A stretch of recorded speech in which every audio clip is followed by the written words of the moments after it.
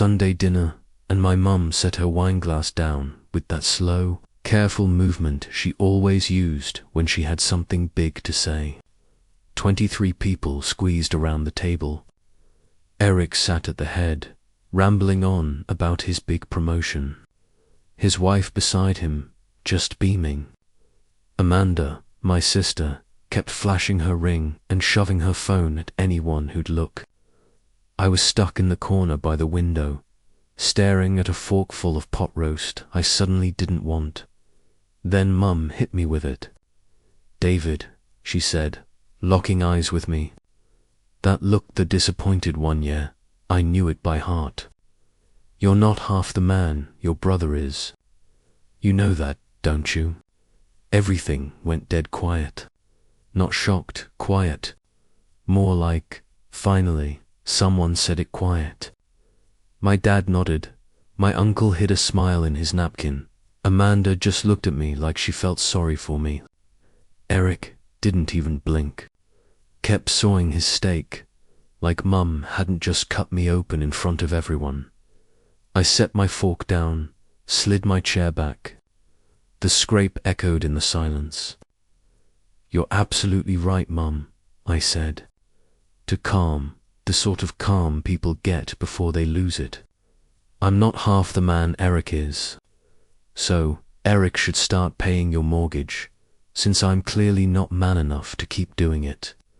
My dad's face snapped from smug to pale in a heartbeat. "Mortgage," he croaked. "What mortgage?" I grinned, nothing happy about it, just bitter. "The mortgage I've been paying for 6 years. $2,100 a month. That's 73 payments. $153,300, if anyone's counting." I grabbed my jacket. Eric's the better man. Let him take over. And then I left. Didn't look back. Didn't wait for anyone to chase me or apologize or explain. I just walked out, got in my car, and drove away from the house I'd been paying for while they all measured me against Eric. 3 hours later, my grandfather showed up at my place. He had a briefcase stuffed with documents 36 years worth of favoritism spelled out in black and white. Turns out, I hadn't known half the story. But honestly, I should have seen it coming. Not just the comment Mum had been working up to it for weeks, maybe months, maybe my whole life. Still, let me back up. Sunday night only made sense if you knew what every Sunday, every single week for 36 years had felt like. The endless comparisons. The reminders that I'd never quite measure up. Eric, always the gold standard, that morning started like any other for me. Alarm at 6:30, coffee at 7, emails until 8. I'm David Morrison. I'm 36. From the outside, my life looks pretty solid. Director of operations at a logistics company. Solid paycheck. Nice apartment in Seattle. The sort of life my parents always claimed they wanted for me.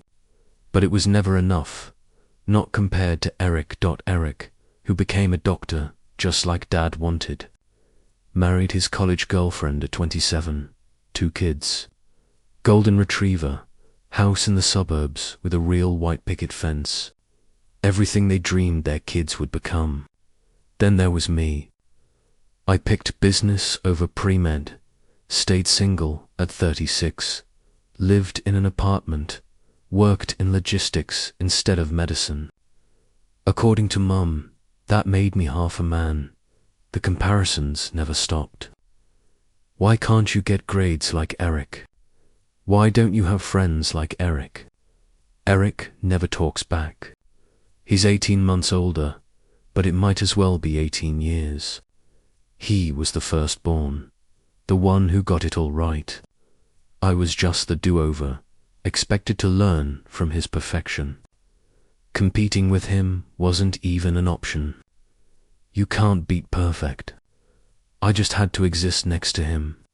always reminded he was the measuring stick and I was the letdown. We grew up in Portland, Oregon. Nice house, safe neighborhood. Dad was a cardiologist. Mum was a nurse before she stopped working when Eric was born. We had it all: good schools, vacations, college funds. The American dream all wrapped up, but I never felt like I belonged in the package. More like the freebie nobody asked for. My earliest memory, I was 4, some family party. I don't remember whose. My aunt asked Mom if she'd planned on having 2 kids. Mum laughed. "Oh no," she said. "Eric was planned. David was a surprise. Asterisk, a happy surprise," she said, looking at my aunt like that made it better. But let's be honest, nobody planned for me. I remember standing there, just a little kid, old enough to get it. Old enough to realize I wasn't supposed to be here. Sure, they called me a happy accident, but an accident's still an accident. That stuck with me. It colored everything: school, home. The way I saw myself, whenever I bombed a test and Eric aced his, I heard that story in my head. When I got grounded and Eric didn't, same thing. Every time my mum sighed and asked, "Why can't you be more like your brother?" I thought of that moment. Planned versus surprise. Wanted versus accidental. Eric versus David. My dad was a different story. Hard to read. He didn't yell or complain, just sort of faded into the background. He showed up for Eric's big moments front row, camera out, cheering like he meant it. If it was something for me, he'd sit in the back or duck out early if work called. Pretty soon, I stopped expecting him at all. I'd scan the crowd at my events, spot his empty seat, and just shrugged it off. I learned his time mattered a lot, mine. Not so much. My mum, at least, was always there. She showed up, paid attention, but nothing I did was ever quite right.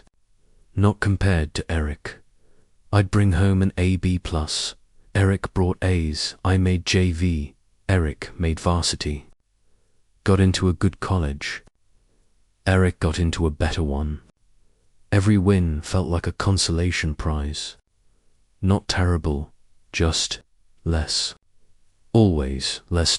Eric, to be fair, didn't really notice. Or if he did, he never let on. He was too busy being perfect. We weren't close, but we weren't rivals either. Just 2 planets, spinning in separate orbits. He had his world, his friends, his spotlight. I had mine, quieter and less shiny, but mine. I still remember being 16, coming home early, hearing my parents talking through their bedroom door. My mum was crying. He's so different from Eric. So much harder. Sometimes I look at him and I don't even know where he came from. My dad mumbled something I missed. I know I shouldn't compare, but Eric makes it all look so easy. David makes everything a struggle, even the simple stuff. I stood in the hallway, listening to my mum cry because I was hard, because I wasn't Eric, because she looked at me and didn't see herself. I never brought it up, just filed it away. Another reason I was the wrong kind of son. Funny thing is, I was good at stuff, just not the stuff they cared about. I could solve problems, streamline a system, figure out how to make things work better. I got internships at companies they'd never heard of, stacked up skills nobody in my family seemed to value. When I told them I was majoring in business and operations management, my dad actually laughed. "What are you going to do with that?" "Manage a warehouse." Close enough. I landed in logistics supply chain management. making sure stuff gets from point A to point B and nothing catches fire along the way. Good job, solid pay, important work. But it wasn't medicine. Not the kind of thing you brag about at dinner parties. My brother went to med school, did his cardiology residency, followed our dad's path step for step. Dad was over the moon. Dr. Eric Morrison. He loved saying it out loud, like the words themselves were a trophy. The year I graduated with my business degree, Eric finished med school. We had a joint dinner. My dad talked about Eric's achievements for 40 straight minutes. When someone finally asked about me, he just said, "Oh, David's doing something with shipping. We're proud." Something with shipping. That's what 4 years of school and a whole career became. Something with shipping. I got a job at a mid-sized logistics company in Seattle. Started in operations, moved up to management, pulled in good money by my late 20s. 6 figures at 30. It should have been impressive. Should have meant something. But it wasn't medicine, wasn't Eric, so it didn't count. At family dinners, they'd ask about my job like it was some quirky hobby. Still doing the logistics thing. Like they were waiting for me to snap out of it and choose a real career. Meanwhile, Eric's life was front page news. Every patient, every award, every new procedure. My parents documented it all, held it up like the gold standard, and me. I was just there. The supporting character in the Eric Morrison story. There, but never really seen. That's how it felt.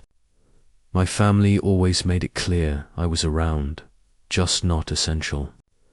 I stayed single longer than they thought was normal. It wasn't for lack of trying. I dated, I had relationships, some went a few months. One lasted close to 2 years, but they all ended the same way. The pattern never changed. I'd bring someone home. She'd see how my family treated me compared to Eric. The difference was obvious. Eric got the attention, the praise, while I got brushed aside. Eventually, every woman I brought home started to wonder if my family didn't think much of me. Why should they? One girlfriend straight up asked me, "How can I respect you when your own parents don't?" She was gone a month later. After that, I stopped introducing anyone to my family. I kept that part of my life to myself. It was just easier. Mixing the two never worked out. I could see the women start to weigh me against Eric, and in the end, they always found me lacking.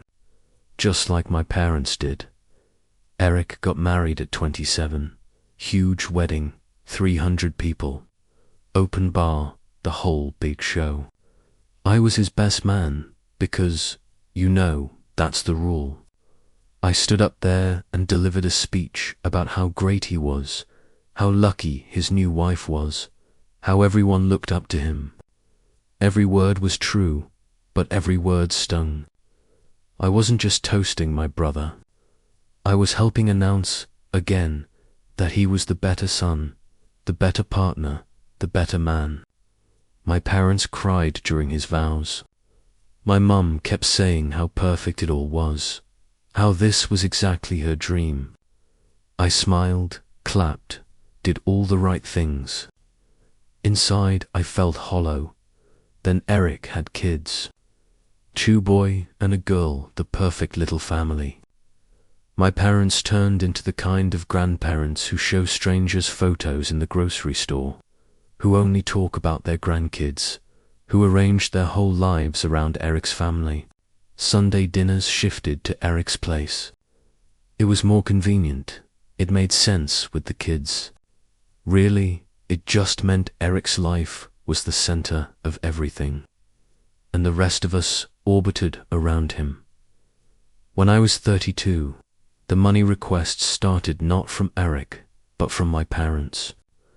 "David, we're having some cash flow issues. Can you help?" Dad had retired, made some bad investments.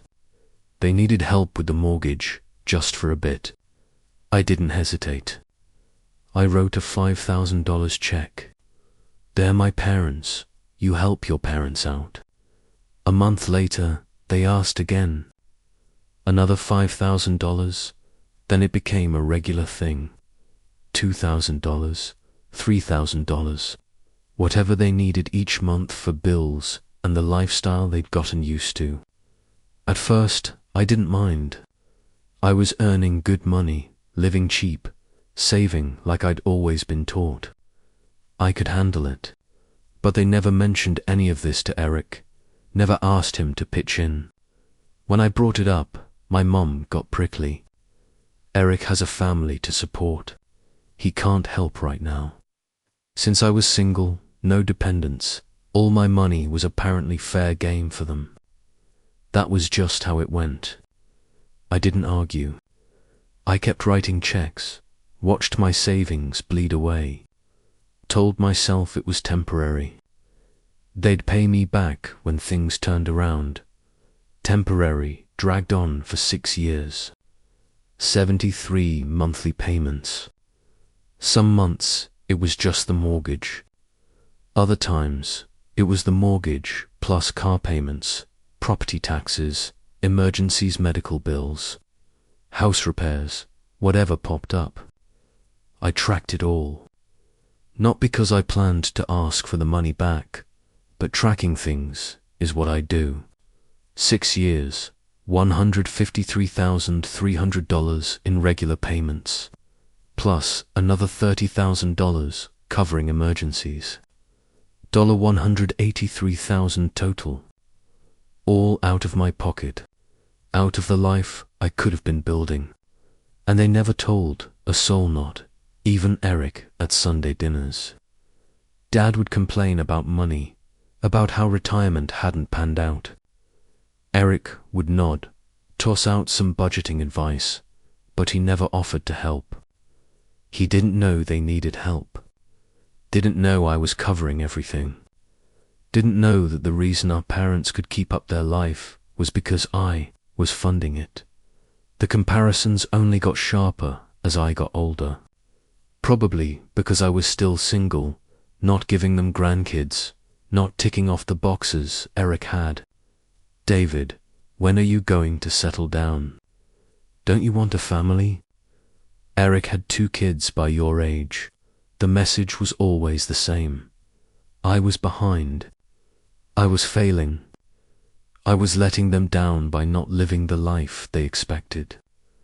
I tried to explain that I liked my life, that my career mattered to me, that maybe I didn't want what Eric wanted. They didn't want to hear it. Not really. Asterisk, I used to think that only one path counted, Eric's path. Everything else didn't matter, wasn't worth defending. I gave up trying to explain my choices, stopped saying I was happy, that I liked my job, my apartment, my life. Why bother? In their eyes, I'd never stack up. Not as long as Eric set the bar. And I kept falling short in ways everyone could see. Sunday dinners became something I dreaded. They weren't optional. You needed a solid excuse to skip work, emergency, the flu, maybe a flood, anything less, and my mom would blow up my phone until I caved.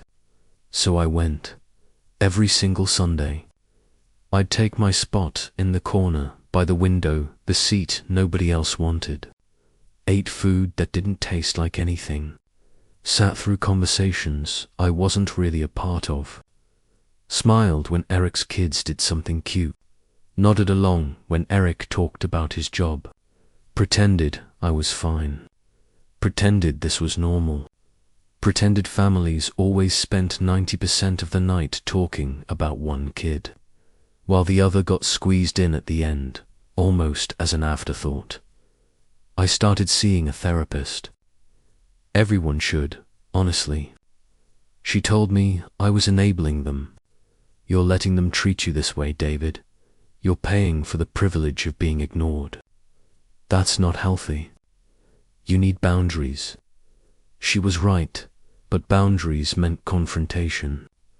And confrontation meant saying out loud that I'd spent years funding their lives while they barely noticed me. Saying it would make it real. I wasn't ready for that, so I didn't set boundaries. I just kept showing up, kept footing the bill, kept hoping that maybe, one day, someone would say, "Hey, David's been carrying us. We should probably thank him." Nobody ever did. Last Sunday started like all the others. I drove to Eric's house, the perfect 4-bedroom, colonial with the white picket fence and the lawn so perfect you could bounce a quarter off it. That house practically shouted success. Eric's success. I parked on the street, walked up the path, let myself in. Family, that's just what you do. Inside, it smelled like my mum's pot roast. Sunday dinner every week. Everyone was already there. My parents, Eric's wife Sarah, and their kids. My sister Amanda and her new fiancé, aunts, uncles, cousins. 23 people packed around Eric's enormous dining table, the one he bought just for these dinners. He played patriarch at 37, and nobody questioned it. I took my seat, same corner by the window. My seat for 5 years, apparently. No one ever offered me another. The seating was set in stone, Rick at the head, Sarah next to him, my parents flanking them, and the rest of us trickling down from there. I ranked just above the teens, but below everyone else. The conversation buzzed around me. Eric talked about a tough surgery. Sarah brought up redecorating. Amanda flashed her engagement ring for the 10th time. My mum gushed over everything. My dad nodded along, giving his stamp of approval. I ate pot roast, mashed potatoes, listened to my family celebrate Eric. Then my dad turned to me. "David, are you seeing anyone?" He didn't really care. Just ticking a box. I shook my head. Not right now. Work's been busy. Eric laughed. Not mean, just dismissive. Work's always busy. You've got to make time for the important stuff, little brother. Like I did. Little brother. I was 36, but he still called me that, like I'd never grown up. Mum chimed in. Eric's right. You're not getting any younger. If you want a family, you have to start making it a priority. I stabbed a potato a little too hard. I'm prioritizing my career right now. I'm up for VP. That's my focus. My dad made a noise, not quite a laugh, not quite a scoff. VP of what? Shipping? They laughed. Not cruel, just ... amused. Like my job was some inside joke. Like it was silly to take it seriously. I set down my fork. Supply chain operations. At a Fortune 500 company. The promotion would Mom cut me off. That's nice, dear, but it's not the same as what Eric does. He saves lives. You just move boxes. The table went quiet. Everyone stared at their plates, a little embarrassed for me. My mum had just told the room my job didn't matter. 5 seconds of silence, then Amanda broke in, flashing her ring again, launching into wedding plans. Conversation surged back. I went back to eating, back to being invisible, just orbiting my own family. Then dessert arrived. My mom's apple pie, her classic. She started with Eric, then his kids, then my dad, then Sarah, always the same order, like she was working through some invisible checklist. I was last, as usual. She set the plate in front of me without even glancing my way. I took a bite. It tasted like dust. just like every other Sunday for the past 6 years. Eric started talking about their next big vacation. Disney World with the kids. My mum lit up. That sounds wonderful. You're such a good father, Eric. Your kids are so lucky. My dad chimed in, nodding. Best investment we ever made, your med school tuition. Look at you now. I set my fork down and stared at him. Best investment, I echoed. He didn't notice, still focused on Eric. I tried again, louder. Best investment. He looked over, confused. What? I smiled, tight. Not happy, not friendly, just sharp. Best investment, I repeated. Is that what you call it? Investing in Eric? My mum frowned. David, what are you talking about? I gestured at Eric, his perfect house, perfect family, perfect life. You said his med school tuition was your best investment. So what was I? The table went quiet, but not like before. This was different, uncomfortable. My mum's face tightened. David, this isn't the time. No, I said, cutting her off. I really want to know. Eric's education was an investment. What was mine? A waste, a mistake, or just a happy accident that didn't turn out so happy? My dad put down his wine. You're being dramatic. We're proud of both of you. You know that. I laughed. For real, actually laughed. Really.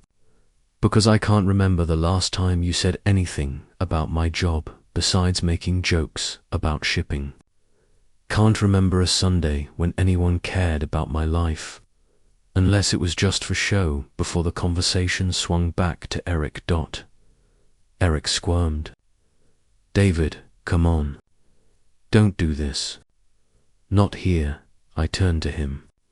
My perfect older brother, who never had to fight for attention, who got praised just for existing.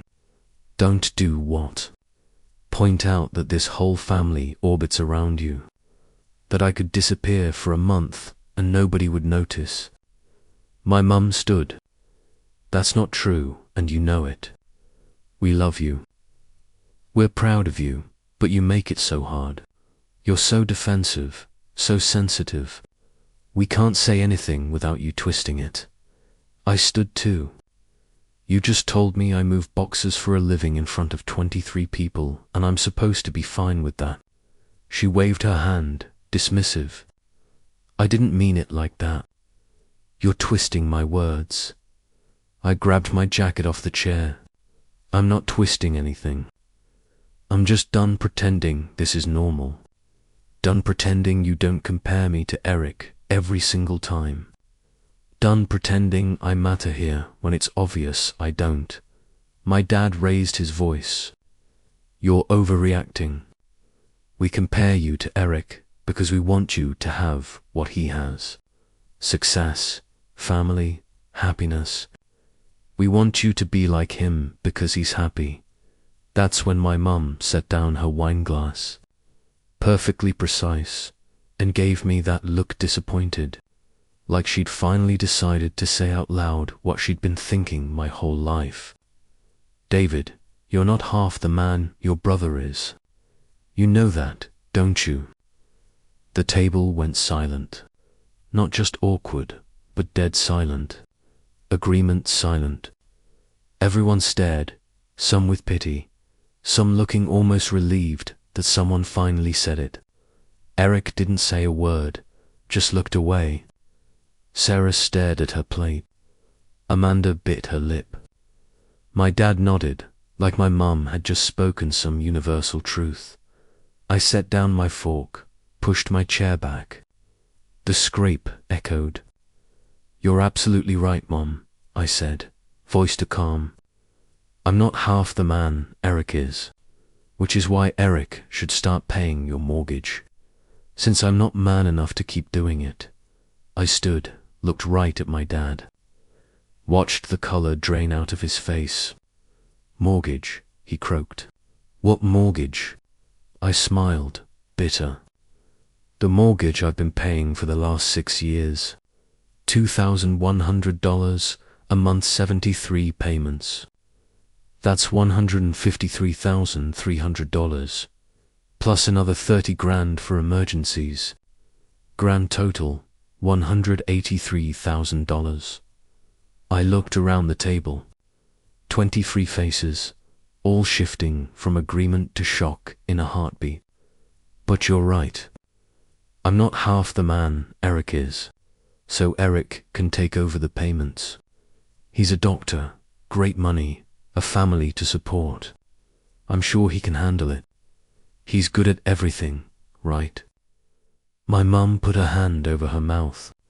"David, you eat into, never said I held up my hand. I never said because you never asked. You just took. Assumed I'd keep giving. Figured since I don't have a family, my money's yours by default. Well, I'm done. Eric's the better man. Let him pay for your retirement." My dad finally found his voice. "We were going to pay you back. We just needed time till I cut him off. 6 years, asterisk, that's all the time you've had. How much more do you want?" I grabbed my jacket. "Eric is always the standard, right? He's the success story. He's the one I'm supposed to be like. So fine, let Eric carry you for a while. Let's see how he handles it." I headed for the door. Mum called after me, "David, please. You don't understand." "We can explain," I turned. "Explain what?" I said. "That you've been using me. Taking my money while telling me I'm not good enough. Comparing me to Eric while I'm the one actually supporting you." I looked at Eric, my brother, still sitting there, not saying a word while Mum tore me apart. "Did you know?" I asked him. "Did you know I was paying for them?" He shook his head, looked honestly shocked. "No, I had no idea. David, I swear, if I'd known, I cut him off, hand up." "You'd have what?" "Offered to help. Or maybe stopped comparing me to yourself for 5 seconds. I shook my head. "Doesn't matter. You're the golden child. You'll always be golden. I'm just done being the ATM funding your little altar." I left, walked out of Eric's perfect house, got in my car and drove, hands shaking on the wheel. Not from fear, from rage, from 36 years of swallowing anger, and tonight it finally snapped. My whole life I'd been measured against my brother, told I wasn't enough, while I literally paid for the privilege. I wrote the checks so they could live comfortably, while I got called a disappointment. I was finished, so finished. I got home to my apartment, the 1-bedroom in Seattle I could actually afford, since I'd been bleeding money to my parents for 6 years, poured myself a drink, stood at the window watching the city lights. My phone blew up with texts from family who'd been at dinner. "Why didn't you tell us? We had no idea. You should have said something." I ignored every one. I didn't want their shock, or their apologies, or anything from people who'd nodded along while Mum called me half the man Eric was. Around 10, someone knocked at my door. I checked the peephole, expecting Mum or Eric, someone coming to explain or apologize or make excuses. It was my grandfather, my dad's dad, standing in the hallway, briefcase in hand, looking tired and old and like he was carrying something he just couldn't hold anymore. I opened the door. "Grandpa, what are you doing here?" He didn't answer, just walked past me into the apartment, set his briefcase on the table, and looked at me with these heavy, sad eyes. I've been waiting 36 years to have this conversation, he said. Your grandmother made me promise not to tell you until you were ready, until you needed to know. Tonight, you need to know. He opened the briefcase and pulled out a stack of old documents, birth certificates, hospital records, letters in handwriting I didn't recognize. Your brother, Eric, he said. He's your parents' biological son. You, David, are not. The room spun. I grabbed the back of a chair. What? He handed me a birth certificate. David Morrison, born March 15th, 1989. Mother, Jennifer Morrison. Not Carol. My mom's name is Carol. Who's Jennifer? I asked. My voice sounded weird, thin. Grandpa sat down, heavy. Jennifer was your father's sister. My daughter? She died when you were 6 months old. Car accident. She was 23, unmarried. Your father's name isn't on your birth certificate. I stared at the certificate, hands shaking. Jennifer Morrison, my mother. My real mother, who died when I was a baby. Why didn't anyone tell me? Grandpa's eyes filled up. Because Jennifer asked us not to. She was scared, young, ashamed. She made your father and Carol promise to raise you as their own. Never tell you you weren't theirs. Give you the same love they gave Eric, the same opportunities, everything. He pulled out a letter, yellowed with age. My name on the envelope, in handwriting I didn't recognize. She wrote this before she died. You were supposed to get it on your 18th birthday, along with the truth, but your father refused. Said it'd be too much. Better you thought you were their son. Better to keep the illusion. I couldn't open the letter. Not yet. Not with my whole life spinning out. They promised, Grandpa went on. Promised Jennifer they'd love you like Eric, treat you the same. Make sure you never felt less than. But they didn't. From the start, Carol saw you as her sister-in-law's kid, not her son. An obligation. A promise she wished she hadn't made. And your father, my son, he loved Jennifer, but he couldn't love you without remembering he'd lost her. He pulled away and put all his energy into Eric, his real son, the one who didn't come trailing grief. I had to sit down. My legs just quit on me. So that's it, I said, not even asking, just realizing. That's why they always compared me to Eric, always picked him, always looked at me like I didn't fit. Because I don't. I'm not really their son. My grandfather reached over and took my hand. You are their son. They raised you, fed you, sent you to school. That makes you their son. But yeah, that's why Carol especially always kept you at arm's length. Why you never felt like you measured up. In her mind, you weren't hers. You were Jennifer's, her sister-in-law, who she never really liked. You were a duty, something she took on because she had to, not because she wanted to. I pulled my hand away. And the money, the $183,000 I gave them, did they see that as what I owed for being someone else's kid? My grandfather shook his head. I don't think they ever sat down and thought it through like that. But yeah, deep down, they probably felt like you owed them. They took you in, didn't put you up for adoption when they could have, raised you when they didn't have to. They expected something back. I felt sick, actually sick, like I might throw up. All this time, I'd been paying them back for the privilege of being unwanted. 36 years of being measured against the son they actually chose. While I was just the kid they got stuck with. My grandfather opened his briefcase again and pulled out more papers. There's more, he said. Jennifer had a life insurance policy, $50,000. It was supposed to go to you. in a trust for college or whatever you needed. Your father was the trustee. He was supposed to look after it until you turned 18, then hand it over. I didn't even have to ask. Let me guess, I said. He used it for something else. My grandfather nodded. Used it for Eric's med school.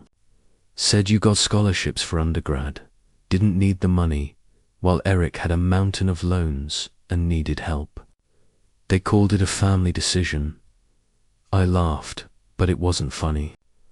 A family decision to take my money and hand it to their real son, the one who mattered, and I was left scraping by, juggling scholarships, loans, and 3 jobs.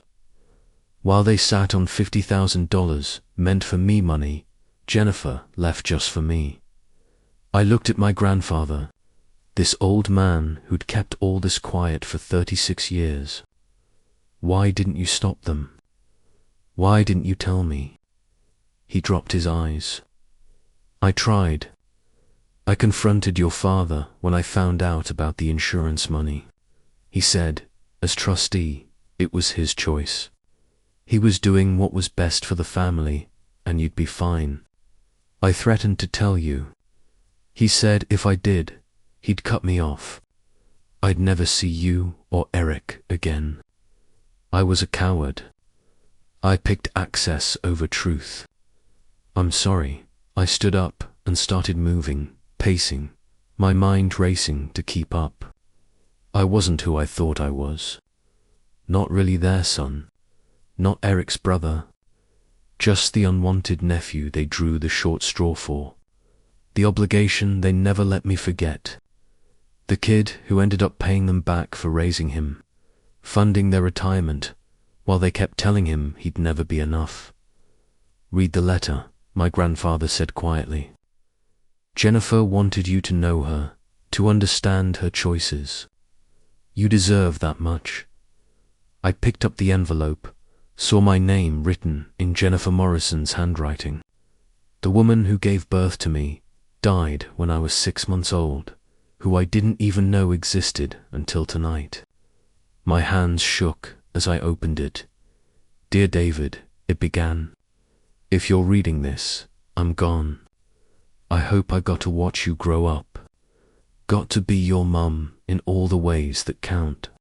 But if not, if something happened before you remembered me, there are things I want you to know. First, you were wanted. So wanted, people will say I was young and scared that you weren't planned. That's partly true. I was 22 in my last year of college, not ready to be a mum. But the second I knew about you, I wanted you. You weren't a mistake. You were a surprise, and you turned out to be the best thing in my life. It kept going. Your father, there isn't much I can tell you about him. We were together a few months. He wasn't ready for a family. He left when I told him I was pregnant. I could have found him, made him stay, but I didn't want you growing up with a dad who resented you. Better no father than one who didn't want to be there. So I kept you for myself. My boy, my surprise, my joy. I named you David because it means beloved. That's what you are. That's what you'll always be, beloved. My brother, your uncle, I guess. But you'll think of him as your father, and his wife, Carol, agreed to take you if anything happened to me. Asterisk, they told me they'd love you like their own. That you'd get everything they gave Eric. That you'd never feel like you were second best. And honestly, I believed them. Carol already had a son, Eric. He's a year and a half older than you. You two would grow up as brothers.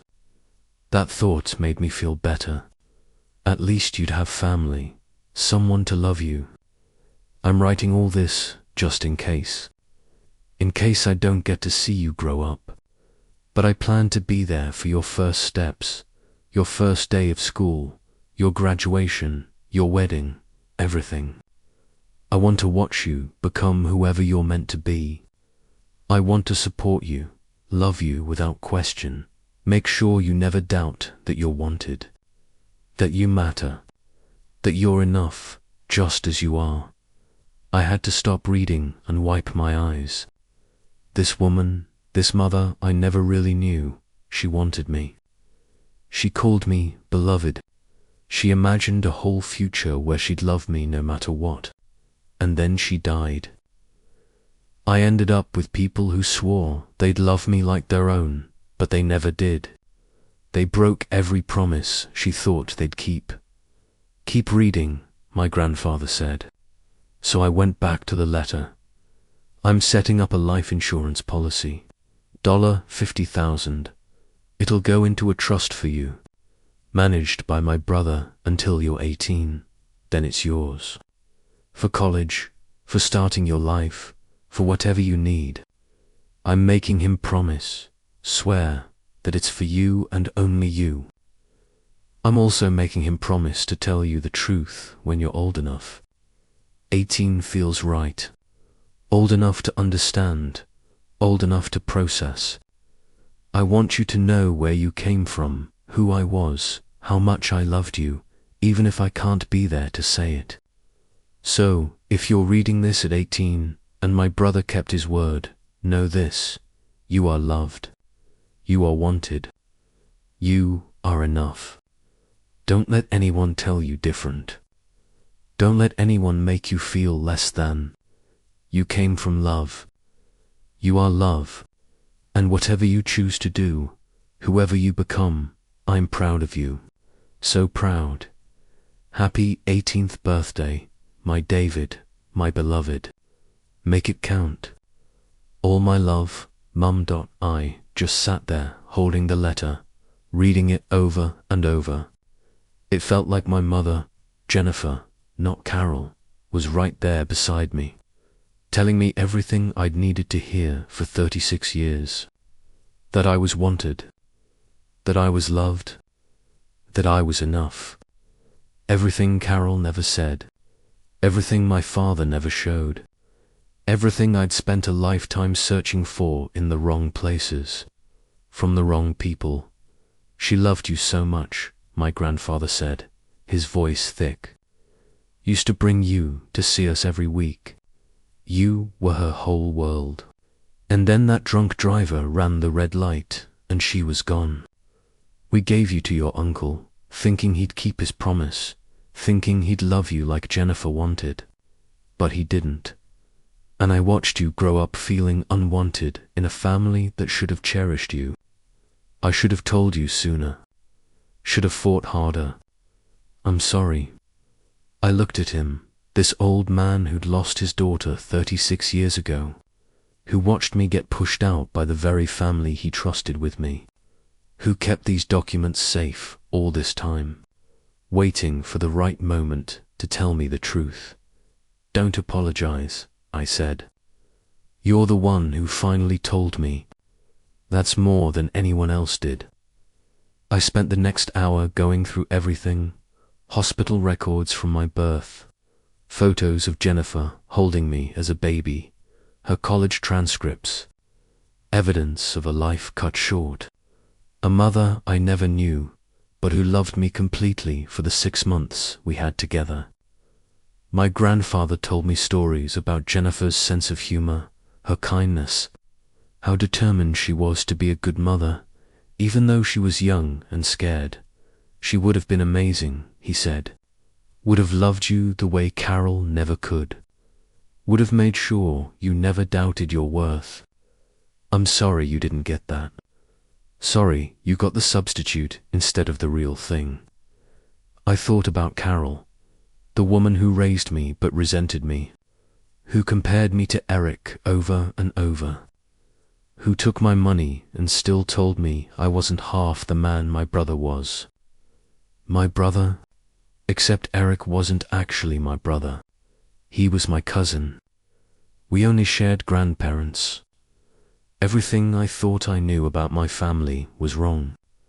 Everything I believed about myself, a lie. And I'd been paying for the privilege of being lied to. Paying them just to keep up the illusion. Paying for those Sunday dinners where I was always the outsider, the one who didn't belong. Never had. They just never told me. My grandfather left around midnight. He told me to call if I needed anything. Left me his number, even though I already had it. Left the briefcase full of documents. "These are yours now," he said. "Your mother's things. Your history. Take whatever time you need to process all this. But David, don't let this destroy you. You're more than their failure, more than Carol's resentment. You're Jennifer's son, and she'd be so proud of the man you've become." He hugged me long and tight, then left. I sat at my dining table, surrounded by evidence of a life I'd never known. A mother who'd loved me, a father who'd abandoned me, an uncle who'd taken me in but never truly wanted me, an aunt who'd promised to love me but never could, and a brother who wasn't really my brother, who'd been the standard I'd never meet because I was fundamentally different. I wasn't supposed to be there, wasn't supposed to be part of their family, was the obligation they'd resented from day one, and I'd made it worse by existing, by needing things, by not being Eric, by being a constant reminder that they'd made a promise they didn't want to keep. I opened my laptop, started looking at the documents my grandfather had given me. There was enough here to file a lawsuit. Misappropriation of trust funds, theft, fraud. Everything I needed to make them accountable, to get back the $50,000 plus interest, to force them to face consequences for breaking Jennifer's trust, for breaking me. Monday morning, I called my lawyer. "I need to discuss a stolen inheritance." I said, $50,000 from a life insurance policy. I have documentation, proof that my father was trustee and used the money for someone else. I want to file suit. My lawyer asked questions, took notes, said he'd need to review everything, that there might be complications since technically I'd been a minor when the money was supposed to be distributed, but that we probably had a case. "I'll get back to you by end of week," he said. I thanked him, hung up, sat in my office at work, and stared at my computer screen without seeing it. I was David Morrison. Except I wasn't. I was David, Jennifer's son, Carol and Robert's nephew, Eric's cousin. The obligation, the burden. The kid they'd gotten stuck with, who'd spent 36 years trying to earn love that was never going to come. Because you can't earn what people have already decided not to give. I'd been chasing approval from people who'd resented me from birth. Had been comparing myself to a standard I'd never meet because I wasn't supposed to be compared.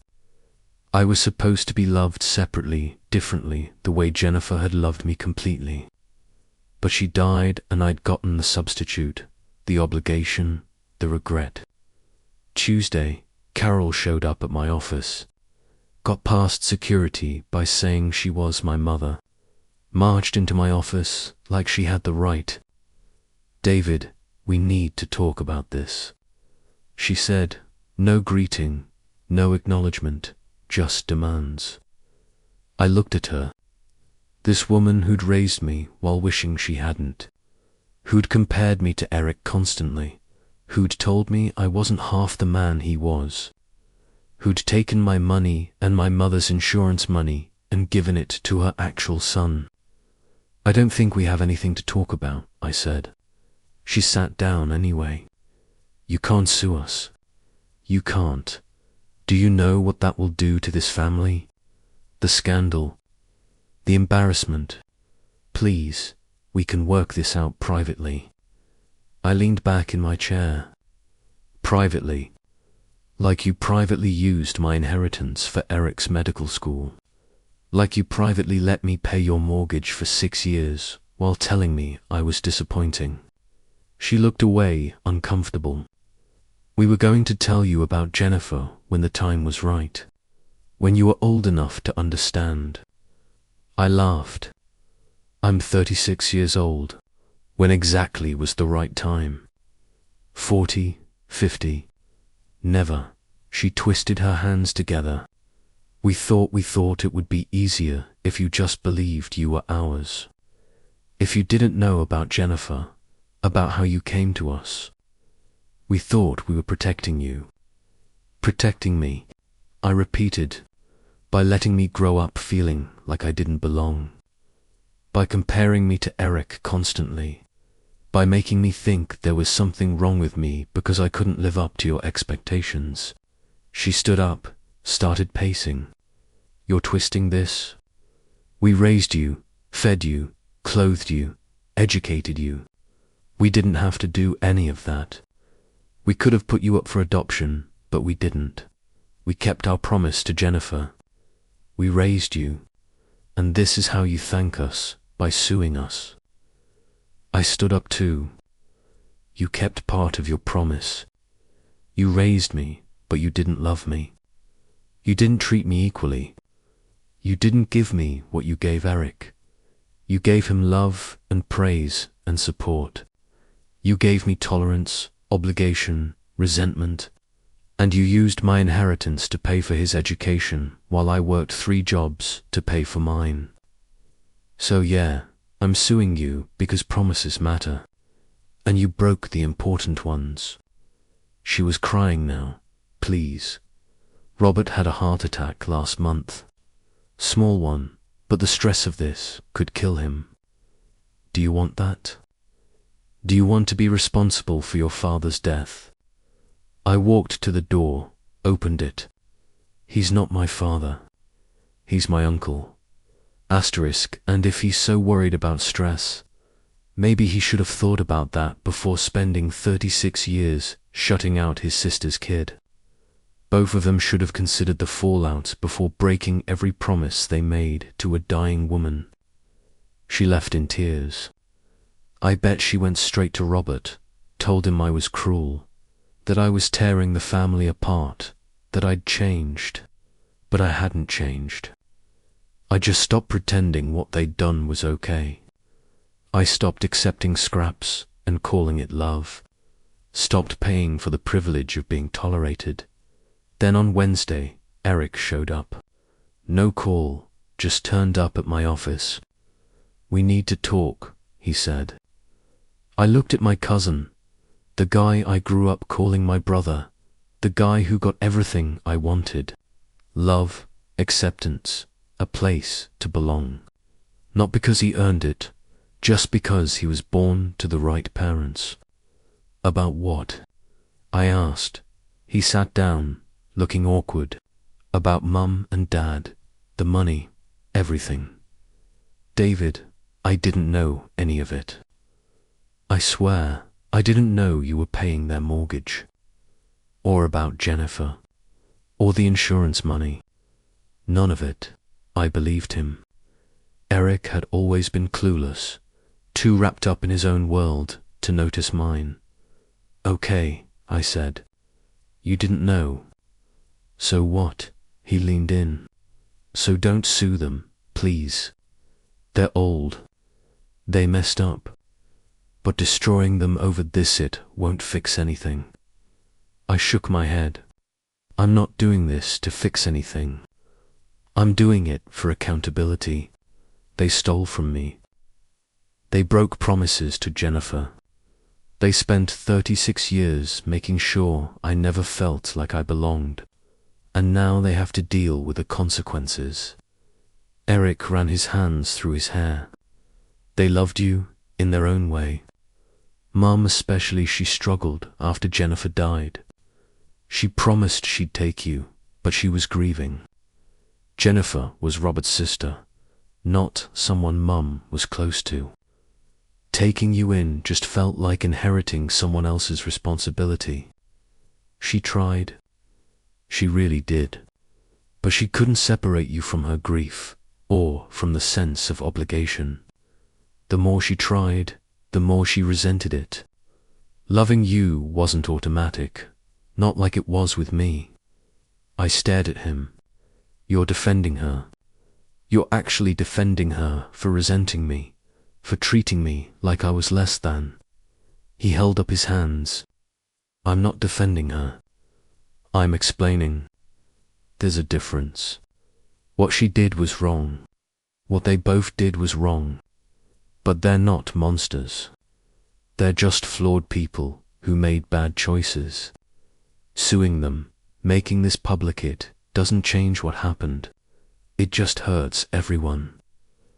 I stood up. Everyone, meaning you. This is going to embarrass you. The doctor with the perfect family. Your mum will cry at Sunday dinners. Your dad's reputation will take a hit. People will know what they did, and you can't handle that. Eric got up to... That's not fair. I'm trying to keep the family together. I walked to the door. We're not family, Eric. We're cousins. We share grandparents, but we're not brothers. We never were, and I'm done pretending. He left. I sat at my desk, breathing. The lawsuit was a go. My lawyer had checked the paperwork and said we had a strong case. Misappropriation of trust funds, breach of fiduciary duty. The insurance money, plus interest, totaled about $78,000. We'd file by the end of the week. Thursday. My uncle Robert my dad called. I didn't answer. He left a voicemail. David, please. We need to talk. This lawsuit's going to destroy everything. Your mother, Carol, she's devastated. She can't eat, can't sleep. And I have been to the hospital twice this month. My heart, the doctor says it's stress. Please, drop this for the family. For Jennifer's memory. She wouldn't want this. I deleted the message before it finished. Jennifer's memory. They were using my dead mother to guilt me. The woman they'd promised to honor by raising her son. The same woman whose insurance money they stole, whose wishes they ignored for 36 years. They don't get to use her name now. Don't get to act like this is about honoring her when they spent decades trashing her trust. Friday, we filed the lawsuit. Public record. Everything spelled out. Misappropriation of Jennifer Morrison's life insurance. Breach of fiduciary duty by Robert Morrison as trustee. Demand for repayment plus interest. $78,600. Word spread fast. Texts, calls, voicemails. Everybody had something to say. Some people backed me, said Robert and Carol had gone too far. Others claimed I was destroying the family. Said suing relatives was unforgivable. Called me cruel, vindictive. Said I'd changed. I muted the group chats, blocked numbers, and threw myself into my work, the one place I actually mattered. And if he's so worried about stress, maybe he should have thought about that before spending 36 years shutting out his sister's kid. Both of them should have considered the fallout before breaking every promise they made to a dying woman. She left in tears. I bet she went straight to Robert, told him I was cruel, that I was tearing the family apart, that I'd changed. But I hadn't changed. I just stopped pretending what they'd done was okay. I stopped accepting scraps and calling it love. Stopped paying for the privilege of being tolerated. Then on Wednesday, Eric showed up. No call, just turned up at my office. We need to talk, he said. I looked at my cousin, the guy I grew up calling my brother, the guy who got everything I wanted. Love, acceptance, a place to belong. Not because he earned it, just because he was born to the right parents. About what? I asked. He sat down, looking awkward. About Mum and Dad. The money, everything. David, I didn't know any of it. I swear, I didn't know you were paying their mortgage. Or about Jennifer. Or the insurance money. None of it. I believed him.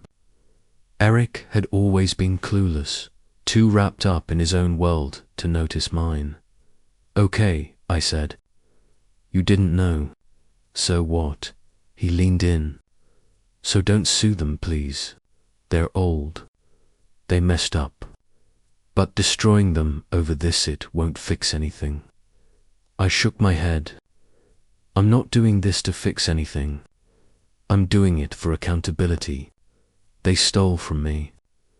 They broke promises to Jennifer. They spent 36 years making sure I never felt like I belonged. And now they have to deal with the consequences." Eric ran his hands through his hair. "They loved you in their own way. Mum, especially she, struggled after Jennifer died. She promised she'd take you, but she was grieving. Jennifer was Robert's sister, not someone Mom was close to. Taking you in just felt like inheriting someone else's responsibility. She tried. She really did. But she couldn't separate you from her grief or from the sense of obligation.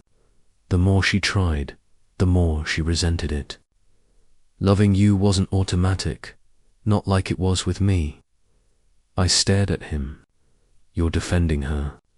You're actually defending her for resenting me, for treating me like I was less than." He held up his hands. "I'm not defending her. I'm explaining. There's a difference. What she did was wrong. What they both did was wrong. But they're not monsters. They're just flawed people who made bad choices. Suing them, making this public, it doesn't change what happened. It just hurts everyone." I stood up. "Everyone, meaning you. This is going to embarrass you. The doctor with the perfect family. Your mum will cry at Sunday dinners. Your dad's reputation will take a hit. People will know what they did, and you can't handle that." Eric got up to, "That's not fair. I'm trying to keep the family together." I walked to the door.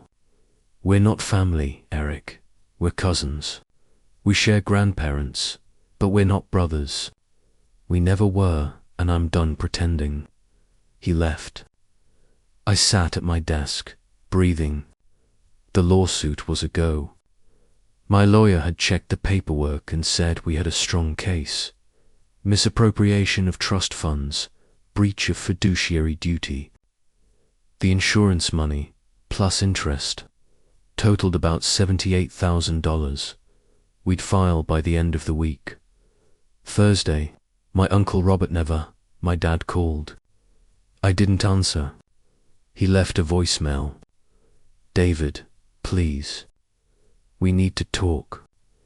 This lawsuit's going to destroy everything. Your mother, Carol, she's devastated. She can't eat, can't sleep.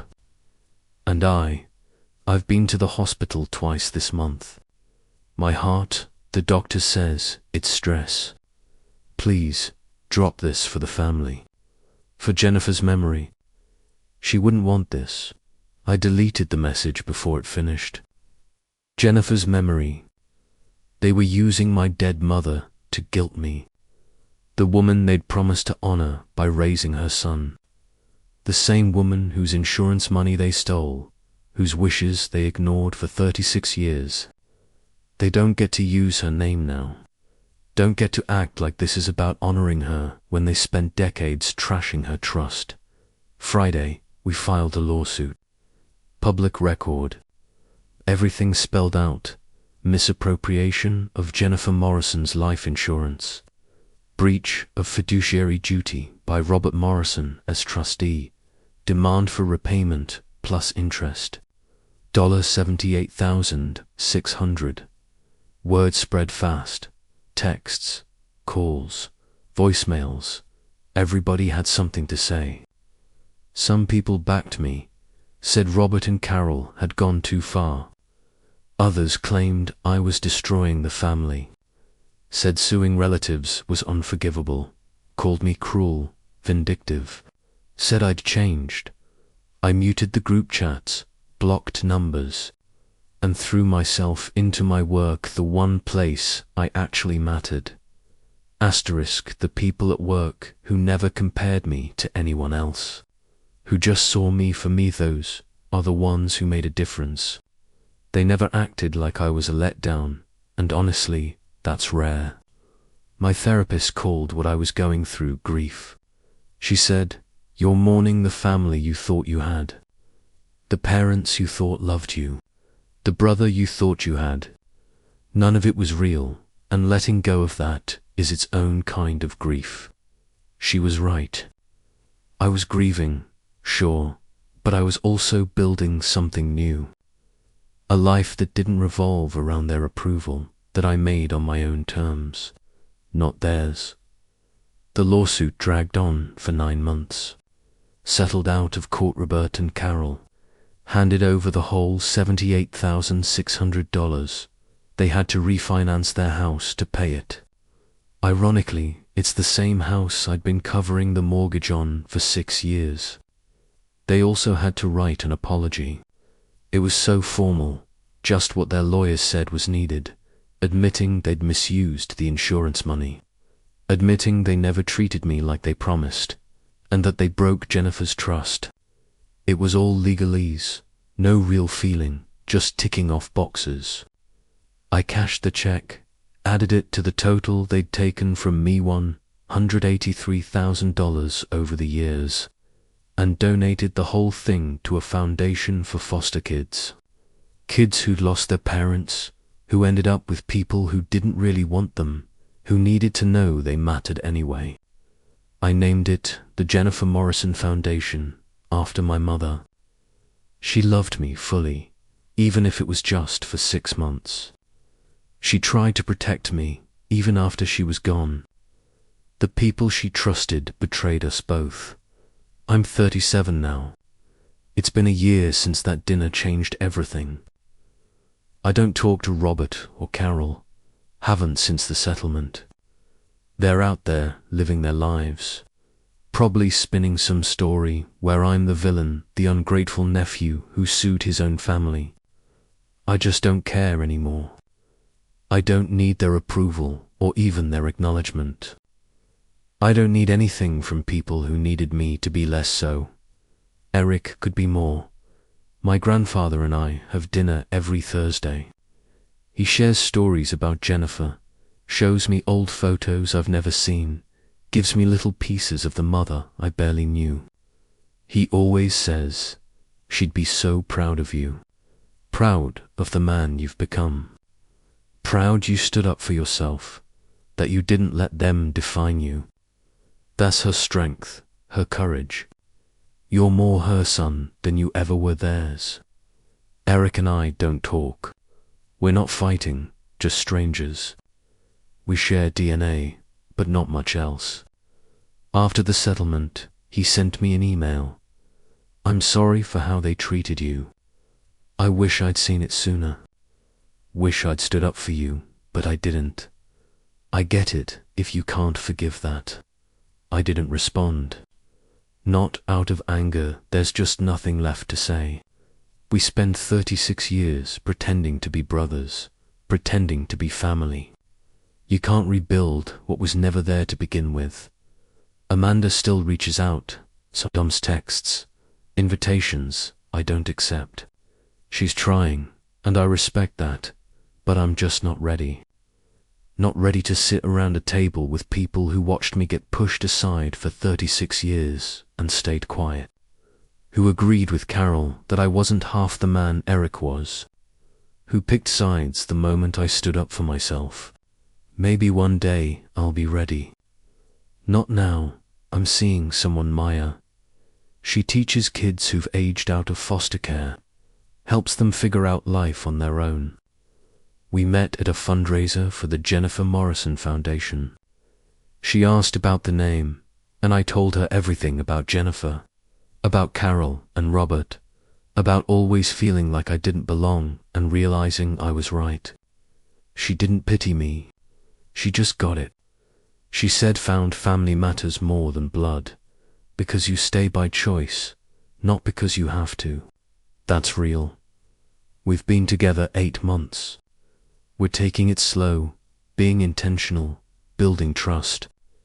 She's met my grandfather, listened to his stories about Jennifer, asked real questions about what it means to belong, to be wanted. She hasn't met Robert or Carol, and I told her why. She knows about the lawsuit, the settlement, all those years of supporting people who never valued me. She said, "You deserved better. You deserved parents who saw you, who valued you, who loved you the way Jennifer loved you. I'm sorry you didn't get that." Last week, I finally visited Jennifer's grave for the first time. My grandfather took me small cemetery, edge of Portland. Jennifer Morrison, beloved daughter and mother, gone too soon. I brought flowers, sat on the grass. "Hi, Mum," I said. It felt strange calling her that, but also right. I told her I was sorry I didn't know about her sooner. Sorry she didn't get to watch me grow up. I'm sorry I grew up around people who wished I hadn't. The wind picked up, rustling the trees like it was trying to tell me something. I read your letter, the one you wrote for my 18th birthday. It came 18 years late, but honestly, I got it exactly when I needed it. It changed everything. I pressed my hand against the cold granite. You told me I was beloved, that I was enough, that I didn't need to prove anything to anyone. I wish I'd heard that sooner. Someone telling me that when I was a kid would have saved me so much pain. Probably a lot of money, too. I smiled, sad but honest. I sued Robert and Carol, got back the insurance money they stole, every cent, gave it all to a foundation in your name for kids like me. Kids raised by people who took them in but never truly cared. Kids who need to know they're wanted, that they matter. I think you'd like that. I sat at your grave for an hour talking to Jennifer. Told her about my life, about Maya, about my grandfather who kept her documents safe, about finally understanding why I'd never felt like I fit in. "Thank you," I whispered. "Thank you for wanting me, for loving me with everything in you, even in the short time we had, for leaving me a letter that told me the truth. I'm sorry I didn't get to know you, but I'm so glad I'm your son. Glad I came from you, not them. That means more than you'll ever know." Leaving the cemetery, I felt lighter. Not fixed, not magically healed, but lighter. Like I'd finally put down this heavy weight I'd carried my whole life. The weight of trying to belong somewhere I was never really wanted. Of chasing love from people who decided, before I was even born, that I wasn't worth it. I'm David Morrison, Jennifer's son, Robert and Carol's obligation, Eric's cousin, the kid who never fit because, honestly, he didn't. I'd been placed in a family that never made space for me, but I built my own space, made my own life, found my people, Maya, my grandfather, colleagues who got me, and the kids at the Jennifer Morrison Foundation, who need to know they're not alone. That's family. Real family. Not just people who share your DNA but push you away anyway. The people who choose you, who stick around, who see you and decide you're worth it. That's what Jennifer wanted for me. That's why she trusted Robert and Carol to give me a home. She thought they'd love me, make me feel like I belonged. They didn't, but she did. For 6 months, she chose me. She called me beloved. She wanted me with everything she had. And, honestly, that was enough. More than enough. That was everything. Thanks for walking this path with me. Before you go, I've left 2 more stories, here both about men who figured out that family isn't always who you're born to.